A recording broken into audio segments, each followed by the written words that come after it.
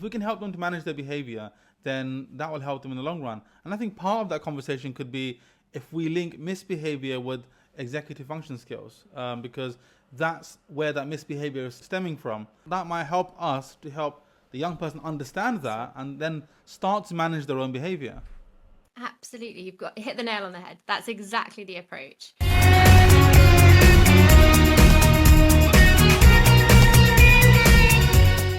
Today I'm here with Victoria Bagnall, the co-founder of Connections in Mind, and it's a company that focuses on neurodiversity. And in this series on neuro-inclusion and conversations with individuals who are interested in neuro-inclusion, I wanted to talk to her about what motivated her to put Connections in Mind together. So Victoria, can I ask you to introduce yourself and tell us a bit more about what you do? Thank you so much. It's so lovely to be here with you today. Yes, my name is Victoria Bagnall. I'm one of the co-founders of Connections in Mind and our current managing director. Our work is really about educating people about their brains, to helping them to understand their brain so they can be kinder to themselves and also kinder to other people. And we do that work with all sorts of parts of society. So we do it with teachers a lot, but also we go into the city in London and we work with accountants and bankers and lawyers. We go into the NHS. So this is really something that's relevant for every single human on the planet to learn more about their brains. So that they can, develop that internal kindness, but also be kinder to people they work around as well. Yeah, I find that really interesting. I think, in the busy world that we live in, we don't really give time to, thinking about how the mind works. And I was having a conversation with Leo Thompson, and we were talking about, all the neurons in your brain and how they connect. And interestingly, my newborn baby was crying in the background, so he goes, "Oh, it's your child, isn't it?" I said, "Yeah." So he then went to my baby and he said, "Do you know, little baby, that you've got billions of neurons in your mind that's waiting to be connected?" And she's just looking at him like that, thinking, "Okay, I don't know who you are." Okay, but it was, something that we don't really think about. That how does the mind work and how can we optimize the mind? And that's what really drew me to looking into what you do at Connections in Mind. Absolutely, absolutely. And I think on that point, it's so important to remember with all those hundreds of billions of neurons that we have in our brains, that no two brains will ever work in the same way. So I'm very much an advocate for neurodiversity, just like biodiversity, and that we need all these different ways of thinking. That's what makes us human. And we should celebrate that rather than making people to feel different or othered or disordered because they might think in a slightly different way to the average way of thinking about things. Yeah, that's really interesting. I think as teachers, that's what we should celebrate. So often as teachers, we can say, well, here's my understanding of a book or something. And then you go into their classroom and the aim of that lesson is that everybody comes to my way of thinking. But that shouldn't really be the case. And over the years, I found I prefer and I love to celebrate when as a book I've been teaching for 15 years and a young person in the classroom will say, "Oh, I think this character's motivation is such and such." I'll be like, "You know what? After 15 years, that's the first time I've heard of that, and that's brilliant."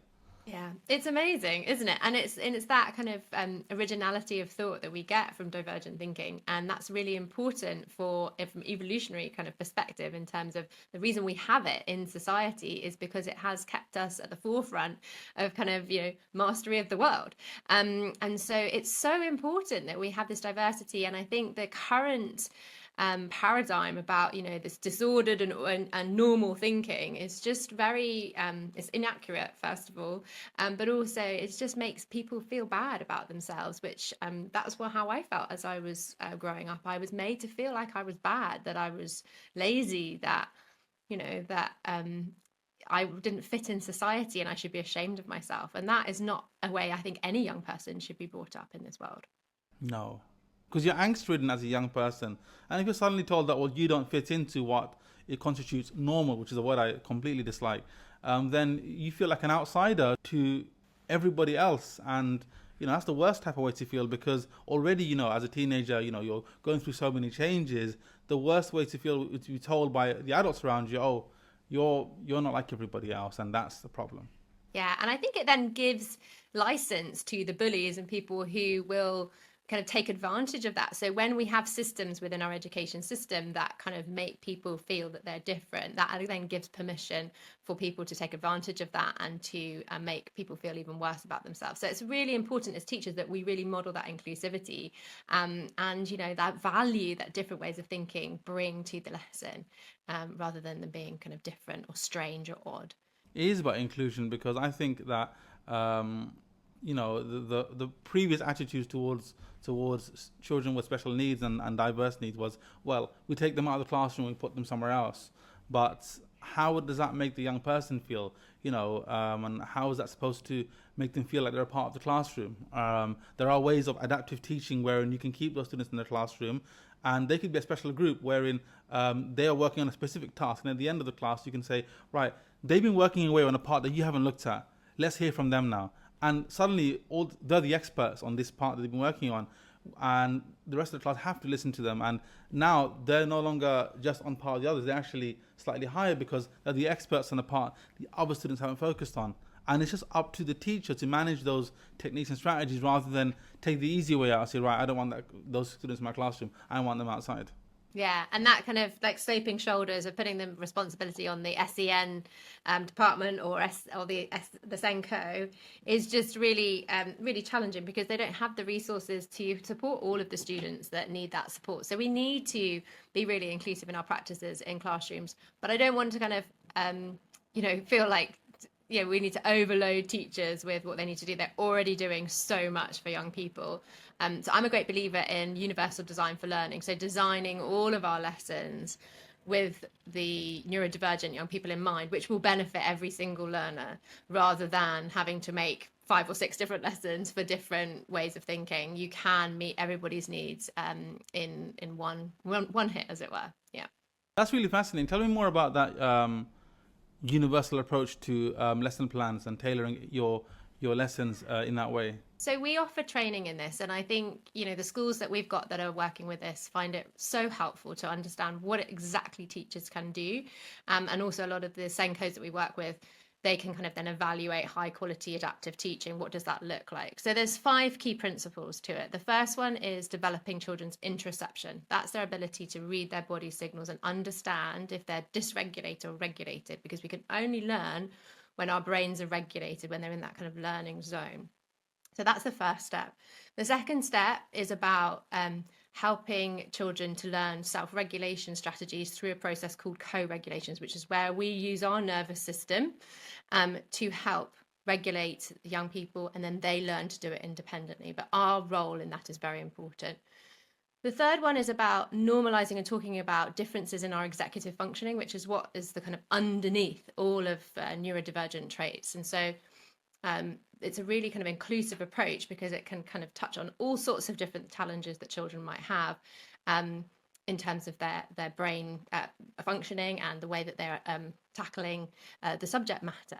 And it just makes it very kind of human if we talk about it and don't hide that we struggle with these things, because currently in society we hide a lot of these struggles, even though when I do the training in the banks and in the accountancy firms and the law firms, even those successful people struggle with these things. So it's very human, it's very normal to struggle with these things, and we shouldn't hide it.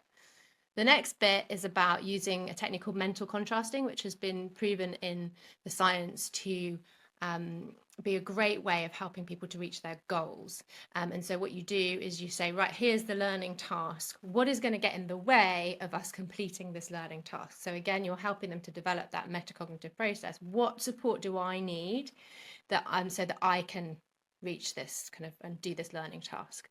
And so that empowers young people to create kind of a differentiation or adaptation for them that works for them, without the teacher having to go and adapt their practice. So it kind of builds that in. And then the final bit is about reinforcing that kind of adaptive practice that the child is using, by going around and saying, oh, it's great to see you using that technique that we talked about. Well done, rather than just giving feedback on the learning task, the academic task that's been in there. Because I say academic task because the learning is part of that kind of getting to know yourself and what you need in order to learn. So that kind of approach is very simple to implement, doesn't cost any extra money, and it just requires a different understanding from teachers about the brain and how the brain works. and a humanizing of a lot of the neurodivergent challenges that we face so that we can stop this kind of othering of young people. I find it fascinating that you go into banks and institutions other than schools. What's that like? What's the response like when you go in to do that training? So it's absolutely fascinating. But what's really wonderful about it is that these people who are extremely successful and are earning big money, right? They're, top of society, you would maybe like to say. They really struggle with the same things that our students struggle with, that we struggle with. And so it really, for me, helps kind of humanize all of these challenges. And actually, some of the most successful people have real challenges in some of these areas, but real strengths in others. And it's that kind of spiky profile that makes them so successful. And so if we can kind of help children identify those kind of spiky profiles early on, we can then help them to play to their strengths and to flourish and be their best selves. And the most successful people I've come across have these, like I say, these spiky profiles. So it doesn't make them disordered or bad or wrong, but it just means that they're different, and that difference gives them the competitive edge. I like that spiky profiles because it's true, and I think that when you go into school, that would be such a huge selling point if you go into school and say, right, we are here to train teachers. Just last week I was in such and such bank and such financial institution, and those successful people also have these same needs that we are all talking about, and especially for the students as well. It'd be really empowering to hear that. Because as a young person, you think, well, my end goal will not be in such a great place. You're angst ridden to the point that you think, I'm not going to be as successful as this. But if you humanize it and say, no, no, no, no, this person had this need, but this is where they're working right now today. That'll be so empowering, and it'll just give them that confidence to take in the training and the conversations that you have with them. Absolutely. Yeah, it's so powerful, and I think that is the thing that gets between a lot of very creative and very able people and their potential is that self-confidence. And when we humanize these challenges, we normalize them, we take that societal barrier out that you should be ashamed of yourself if you struggle with these things. This is something part of you that you need to hide from society. And if we normalize it, then it gives people confidence to overcome those challenges if they want to develop skills in that area, or to just play to their strengths, because we can't all be good at everything, and that would be really boring if we were all the same. So people can make that choice, but I think as teachers, celebrating that difference is such an important part. And we notice it when I do our teacher training, we get to reflect on our own executive function skills and how that impacts our teaching. Tell me more about that, Victoria. What are those executive functional skills? Because I really wanted to ask you that face to face. I read about it, but I wanted to ask you. Fabulous. So executive function skills are executive functions, I should say, are the brain processes which help us to get things done. And our skills around those are the skills that we can learn that require that part of our brain. So the skills are things like time management, organization. By that, I mean kind of keeping things tidy and having things in an orderly fashion. Goal-directed persistence, which is the same as resilience or grit. Metacognition, our ability to self-evaluate, and go on and on and on. There's 11 of these skills. And the core brain processes behind them are our cognitive flexibility, which is our ability to shift and change our thinking depending on new information that comes to light. Our working memory, which is our ability to hold information in our heads whilst doing complex tasks. And then our inhibitory control, which is our ability to stop ourselves from doing things we might instinctually want to do, like hitting someone or swearing or breaking the rules or whatever. Now, teachers, just the same as students, struggle with these things, and it shows up in a different way, because developmentally, children, it's actually natural and normal that they will struggle with these things because their prefrontal cortex, the part of the brain where the executive functions are, doesn't fully develop until the late 20s, right? So when they're at school, they have an immature prefrontal cortex. They're less able to do all of those things that we've just been talking about. But even when we're adults, we will have a spiky profile of things that we have developed really strong skills in and areas where we need to work on them. And so we get teachers to reflect on that as part of our training, just to show how normal this is, but also get them to reflect on how they hide that from other people, and don't talk about it because it's something that's seen as shameful and frustrating about being human. We can all take time to reflect on those executive function skills where we spike and where we could have where there's some room for development. I think everybody could do some, will benefit from some self-reflection, myself included. Because often when I come across something and I can't do it, I say quite bluntly, "Oh, I'm not good at that," right? And it's kind of a way of hiding away, to be honest, because I'm trying to say, well, I'm fully grown now. I couldn't do that before, so I'm not going to attempt to try and do it now. I'd rather just hide behind, I'm not very good, I'm terrible at that, whereas wouldn't it be better to say I haven't been good at that, but I think I would like to improve on that, or the growth mindset, rather than trying to hide behind a silly remark. Absolutely. Absolutely. It's such an important part of the process, is that growth mindset. But when children have been told for a long time that they are not good at things, that they're lazy, that they're disorganized, they give up trying. And so the current approach that we have in schools of punishing children and shaming them when they struggle with these things, it makes it worse, actually. What it does is it shuts down that part of the brain. The child is constantly kind of hyper vigilant and just in kind of self-preservation mode. Well, it creates a phrase that Martin Bloomfield told me, which was learned helplessness. Well, I can't do that. I've been told over and over again that I can't do that. So I think I'm just going to just accept that now. And if the powers that be have told me I can't do this, and they're the teachers, what hope have I got? Exactly, exactly, exactly. And so we must be so careful about how we limit young people in the words that we say. And so our approach is very much about the sky's the limit. Everybody can grow and develop. And we start that by understanding how our brains are working and understanding how our histories have impacted the way that we show up in the world, not from a place of shame, but a place of understanding and just appreciation. And then with that knowledge of ourselves, we can then move forward to who we want to be, making, as James Clear talks about in his book, Atomic Habits, making that kind of daily vote for the people we want to become, in a very conscious way, using that growth mindset. But if we limit young people by telling them they can't do things, or that give them a label of being lazy or disorganized or whatever it is, or all over the place or disruptive, then that will be who they become. And we want to stop that. So we must stop ourselves when we kind of go back to these judgments about young people and remember that they're just humans, and they're on their journey of development, and we can shape that. It's not fixed. It's frightening, isn't it? As empowering as it is, also frightening that the conversations we have can have long-lasting effects. Yeah, so much. And that's because as teachers, we have such an important role in society, right? We're held in very high regard. And so young people and parents, really respect what we have to say. So everything that we say needs to be considered from that perspective. Yeah, really, really important.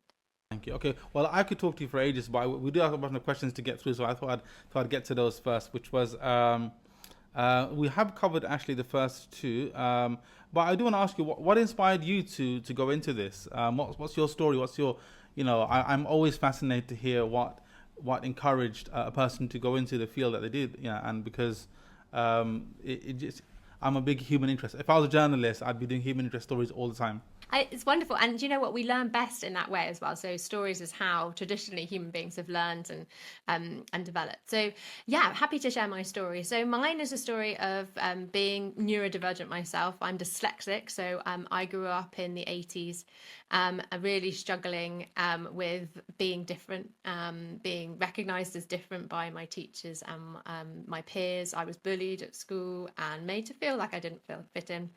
And it really affected my mental health. So I really struggled with my mental health, especially in my kind of early adult years. Always just thinking that I just wasn't good enough. I was lazy, very negative internal self-talk. And I had no reason why I was all these things. And it wasn't until I'd started so I'm a teacher, but I then went to work one-on-one working with children with special educational needs. And I was working with one particular girl who got the highest ever score on the thinking skills assessment for Oxford University. So she's super bright. Yeah, super, super bright. But she really struggled with stuff I now know as executive functioning. So her bedroom was always untidy. She never handed any homework. She was always late to things. Her school bag was just like loads of crumpled hands out. She never filed anything. But because she was so intelligent, she managed to kind of get through. But it was at A levels that kind of the wheels fell off, and the lack of homework and preparation really kind of took its toll. And so she was actually hospitalized because of her mental health really kind of took her down.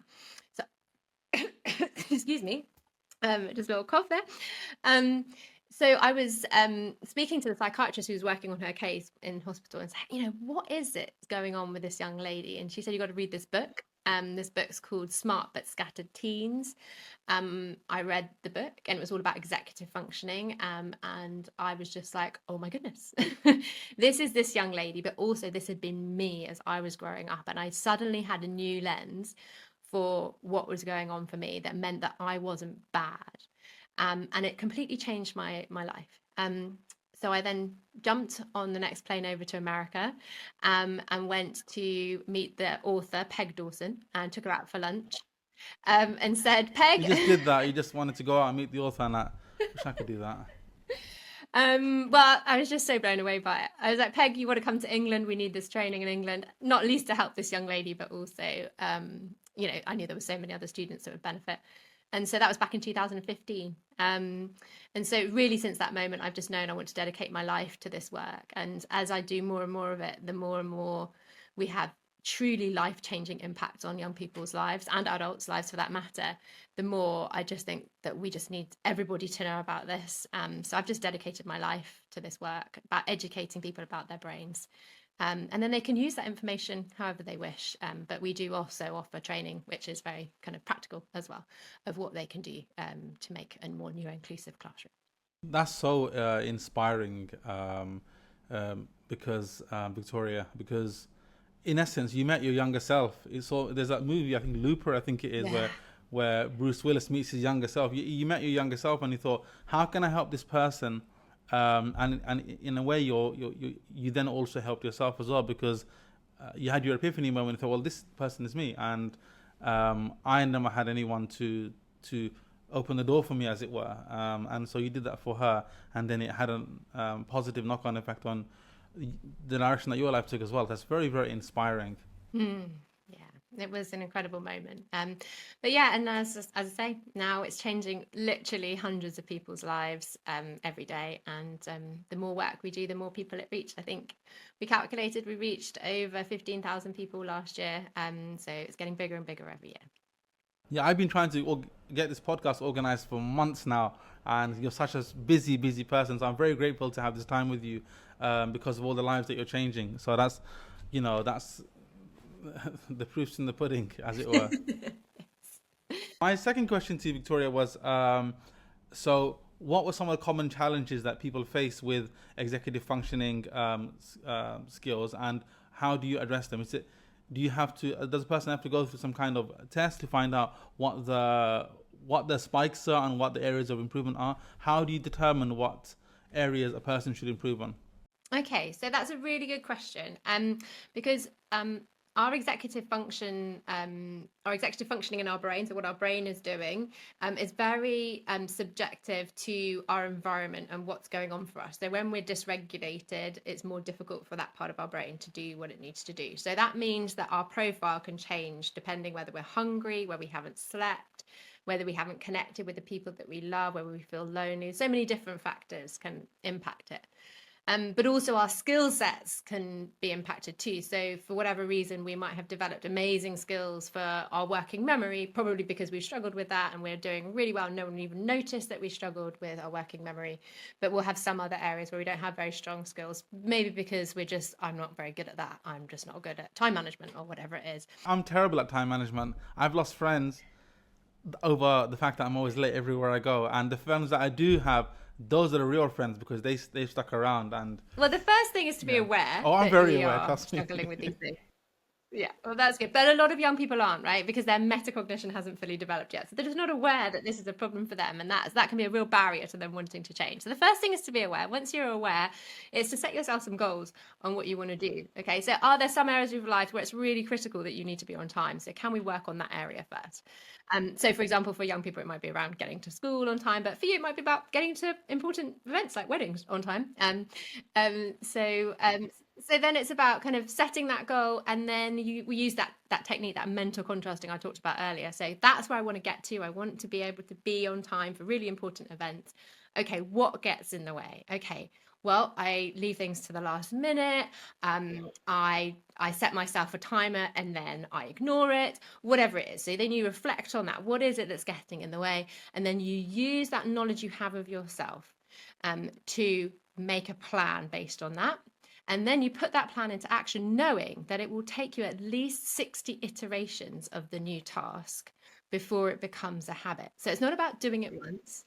It's not about doing it twice. It's not about doing it for a week. It's about doing it for, yeah. So it's about doing it for 2 months, or if you only do it once a week, it's about doing it for a whole year before it becomes second nature, right? So you've just got to keep going at it, and that's the thing that people don't do, right? They're like, they give it a try and then they're like, oh, it's not really working out for me. And that's because they haven't developed that neural pathway that allows it to come second nature, like a habit. That's fascinating. I'm gonna be giving that advice to a lot of people. Okay, so thank you for that.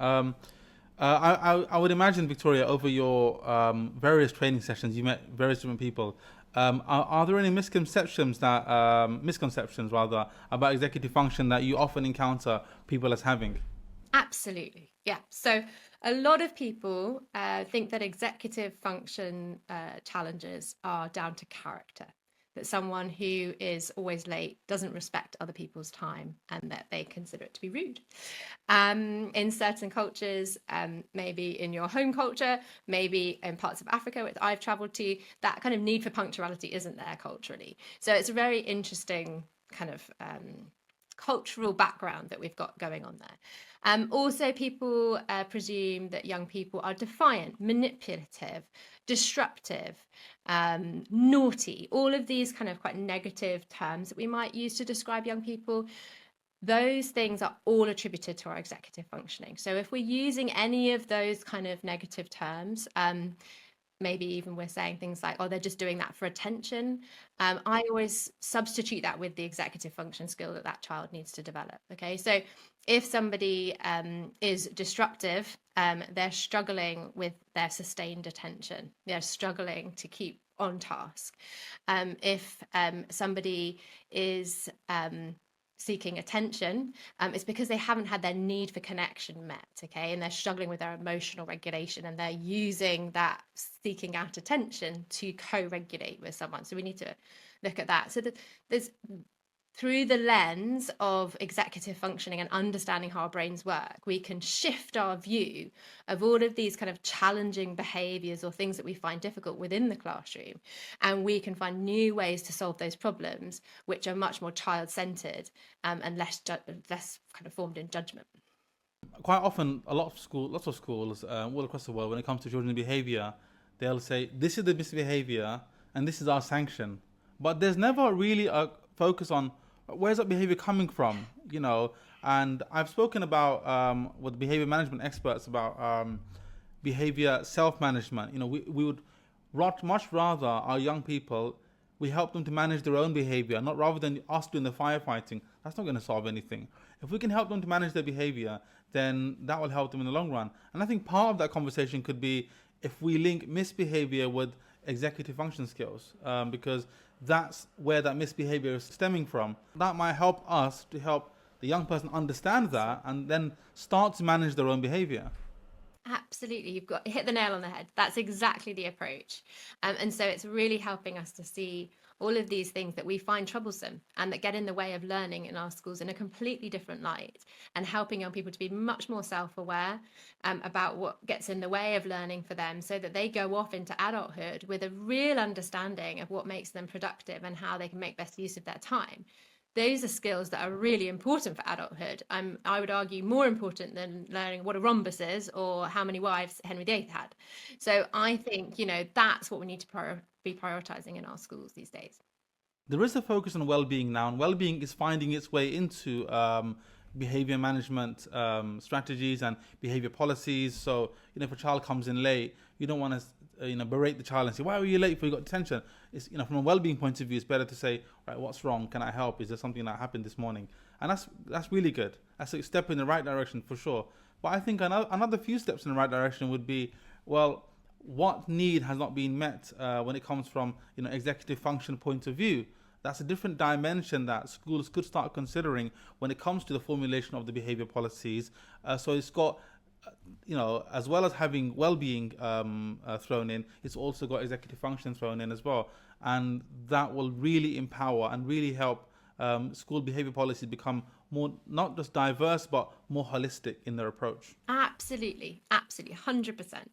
And it really adds that extra dimension of really understanding how we can upskill these children to meet the expectations. So it's not about lowering our expectations of young people. Absolutely not. We need to develop these skills. They've got to exist in society. We've all got to have these kind of rules that keep us all safe and keep society working.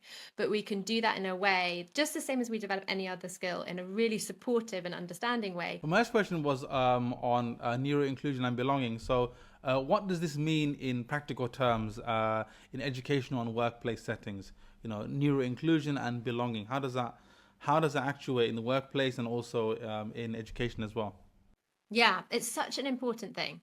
So I don't know if you can remember back to Maslow's hierarchy of needs. We all studied it as part of our teacher training. And we've got kind of our physiological needs, our psychological needs, and we've got love and belonging in there before we get to the self-esteem and then self-actualization. So love and belonging have been proven not only by Maslow, he was kind of theorizing this, but then now looking at the neuroscience that human beings are designed, or have evolved, I should say, to exist in communities. And so when we are disconnected from other people, we go into our kind of fight, flight, freeze, fawn mode. Our brains are dysregulated. And so it's so important that neurodivergent young people feel like they belong in school. But research from the Department for Education has shown that actually 70% of young people don't feel like they belong in school every day, and that's just generally, which is horrendous in my view. But that as children with SEND are overrepresented in that group as well. And so what we've got is a situation where we've created a culture where young people who have SEND don't feel like they belong in school, and that is the detriment of the development of their development, but also the development of their executive function skills. So it's like a vicious spiral. And the same happens in the workplace, right? So if you don't feel like you belong, and belonging, I just need to clarify, belonging is not the same as fitting in. A lot of people conflate the two. So belonging is where we feel like we really can be ourselves in an environment, whereas fitting in is where we change ourselves in order to feel that sense of belonging. But that kind of means that we have to give up part of ourselves in order to do that. So that's not authentic belonging. So we need to foster belonging. So in order to get to that belonging in the workplace, if we're in an environment where we're constantly having to show up with only part of ourselves, that'll be exhausting because we're trying to hide part of ourselves all the time. And we won't get that genuine sense of belonging. We won't be as productive as we could be. We won't stick around for very long because we'll affect our mental health and so on and so forth. So it's so important that all organizations focus on belonging. And the way that we can do that is very clear in the science. There's a professor called Professor Catherine Riley, based at UCL, and she's done lots of research into this. And as an organization, what you can do, so schools can do this, but also any employers can do this as well. You ask one simple question alongside a kind of stakeholder group of people who are going to deliver on it.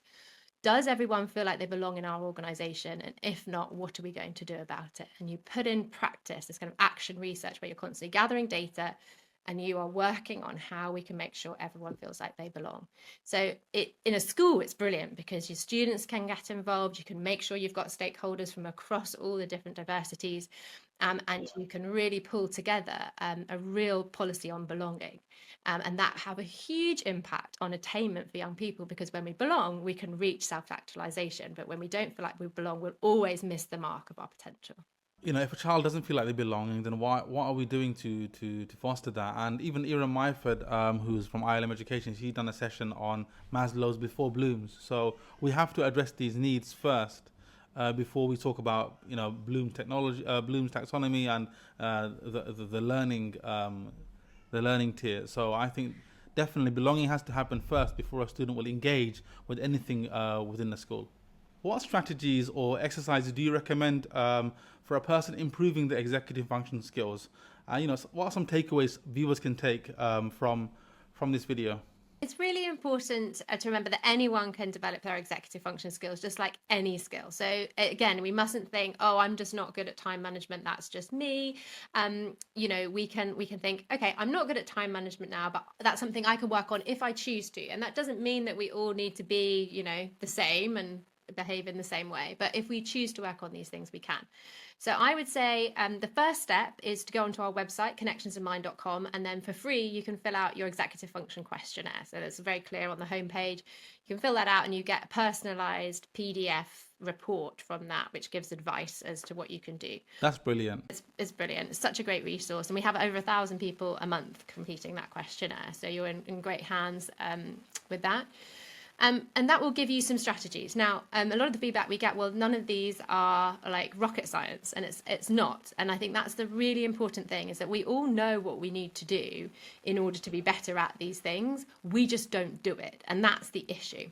And so it's about putting into place the structures and supports that we need, and we know ourselves best to actually do that. So we need to sit down and we say, right, what is actually getting in the way of me being good at time management? Firstly, my self-belief that I am not good at time management. That might be the thing. Also, I haven't done this, technique that I want to do for a long time, so I need to put that into place.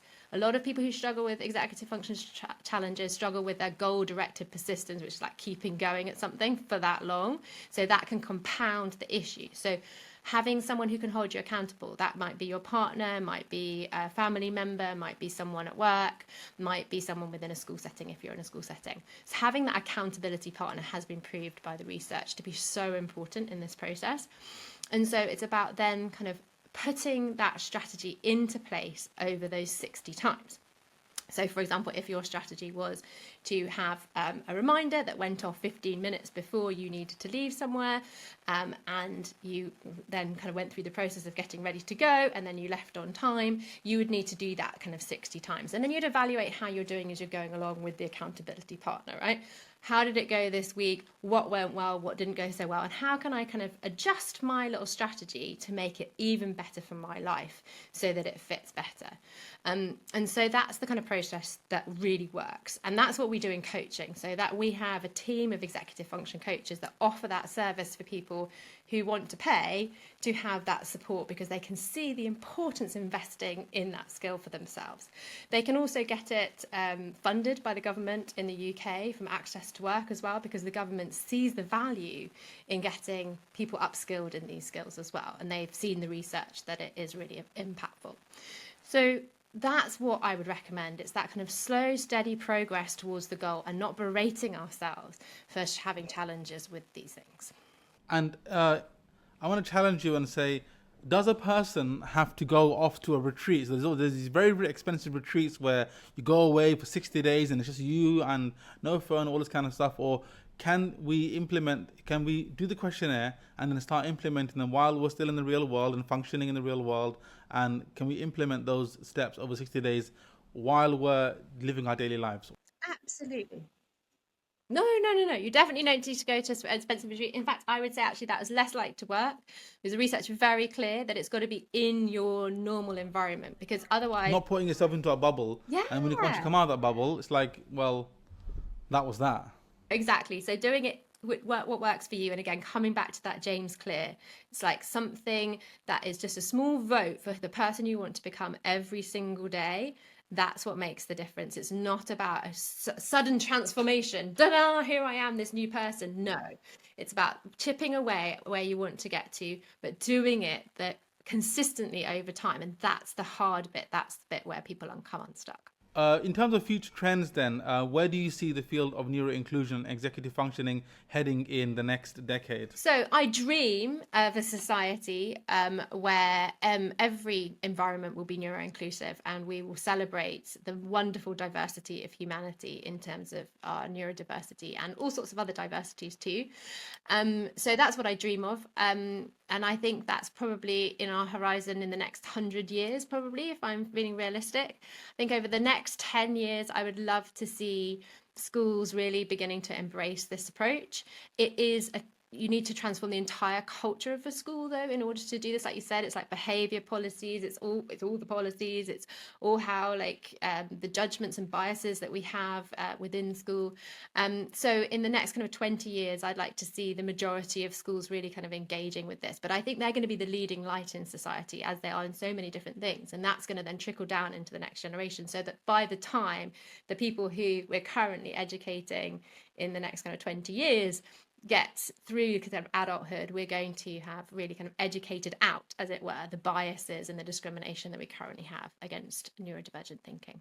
I think as you were talking there, a word that came to mind was culture. So when something becomes part of culture, then you do it without thinking. Like there are some houses when I go to the houses, you've got to take your shoes off outside and put it on on the doorstep. You don't walk around the house with those shoes. When it comes to greetings, it's just regular greeting. In some countries, it's a bow. Other countries, it's a handshake. And when I go to certain people's houses, I'll get specific types of food. That's just cultural dish. It's standard. It's without thinking they'll offer it to you. If neuro inclusion becomes part of school culture, then it's embedded. It's inextricably linked to everything that we say and do within the school. It's not something new that we're going to do for 6 months until that member of staff moves on to another school, and it's like, oh well, that was a fad last year. If it becomes culture, if neuro inclusion becomes part of a school's culture, then I think that school will continue to have that as part of its culture after the staff member has brought it in, has left, and after that training has happened, that inset day.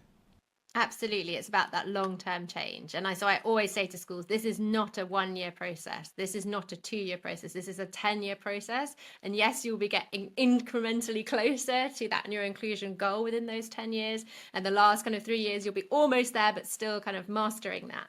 But in the beginning stages, it takes a lot to change a culture. And I think any head teacher knows that. Can you share a success story from your work that highlights the impact of improving executive function skills for a person? Absolutely. So I'm going to talk about one of the schools that we have worked with and how they started implementing an executive function coaching approach. They were working with a particular young lady who, again, was very bright, but had kind of crippling procrastination challenges. Like she really just struggled to get started on her work. And through our support and our program, they began to unpack that this wasn't just a procrastination issue, it's a perfectionism issue, and be able to help her to work on her perfectionism so that she could create work that was good enough. And that was the kind of key to unlocking her potential. She'd been kind of at risk of dropping out of her A levels and not completing them at all. And she actually left the school with 5 A's and A stars at A level. So just that small shift in mindset of really understanding what was going on for the young person completely changed the trajectory of her career. But it had to be that skilled and knowledgeable person that was able to unlock that key for her, because the culture of the school previously hadn't been able to do that for her. What advice do you have for someone that wanted to pursue a career in supporting neurodiverse individuals? So my advice is absolutely follow your heart on this one. Neurodivergent people have so much to offer society and are so undervalued, and so it's extremely rewarding work. I think educate yourself about executive functioning, because it is the root of all of the challenges that neurodivergent people face, and we offer all sorts of training in that if people are interested. So get yourself informed, keep up to date with what's going on in the literature, and just really focus on seeing the human in front of you, not their challenges.